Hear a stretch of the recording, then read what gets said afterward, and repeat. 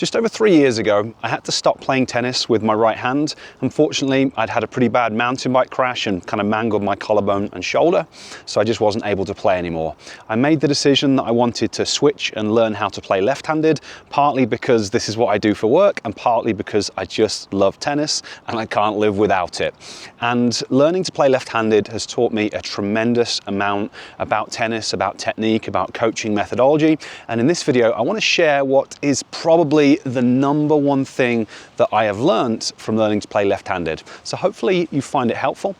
If you do, it'd be awesome if you give me a thumbs up. And if you haven't subscribed to my channel before, it's always much appreciated if you could do that as well. So when I first made the switch, I didn't necessarily have any expectations about where I could get to, but I did set myself the initial goal of, all right, I want to win a 4.0 tournament with my left hand. And really that was just an ego thing to give me something to think about, to keep me motivated and distract me from the fact that I was pretty devastated about not being able to play properly right-handed anymore. But very quickly, once I started playing left-handed, I stopped caring about that, and what I really want to be able to do is just hit shots properly, be able to rally properly and enjoy hanging out with my friends, playing tennis. So now my goal is just to be able to get to the point where I can execute and hit all of the shots that I used to be able to hit, and I'm moving in the right direction. I'm not quite where I was, but I've got a very good one-handed backhand, my slice is good, the forehand is really starting to get there, volleys are okay, the serve is kind of the final piece of the puzzle, but that's moving in the right direction as well. So I feel I can talk from experience about what it takes to go from there to where I'm at currently.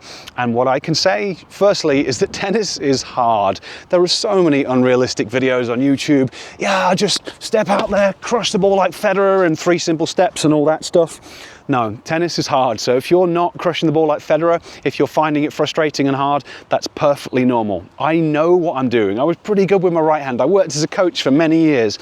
But even though I know exactly what I'm supposed to do with my left hand, knowing what to do and being able to do it are completely different things. So the biggest thing that I have learned is how many repetitions it takes to improve something and get to the point where it's going to hold up under pressure in a point and match situation. Now, this is something I knew before. I spent many years studying coaching science, so I knew it conceptually, but then going through it from a different perspective, learning to play with my left hand, it really reminds you it, because you feel like you've got something, you get a little bit better at it, and then you start trying to play a point and it just completely falls apart. You have to do lots and lots and lots of repetitions on something until it becomes a habit. Now, because it takes so many repetitions in order to turn something into a habit, it means you have to make choices within your practice. You can't work on everything all at once. Well, at the start, if you're a complete beginner, you can, but I don't make my videos for beginners. I make my videos for players that have been playing for a little period of time and they're stuck with different issues. And the reason that a lot of players get stuck is they're trying to work on too many things. You have to prioritize stuff. So it might mean choosing one stroke. So you're going to focus on your forehand or your backhand or your serve, whatever it is that's limiting you. And the vast majority of your practice time has to be focused on fixing that. And then you have to focus on a specific aspect within it. So for me, on my forehand, the thing that I focused on for the longest time was the spacing. As a right-hander, you set up pretty close to the ball with a one-handed backhand. Play left-handed, you've now got to set up much further away from the ball. So that was the thing that I focused on for literally the first couple of years. You've got to figure out what it is that you need to focus on to fix whatever stroke it is that you're working on. Now, if you're not sure what you need to focus on, then I highly recommend attending one of my NEURO tennis challenges. During the first day of the challenge, we go through coaching science. I help you to understand how to analyze your techniques and what to focus on, how to structure your practice, which is a really big part of the battle.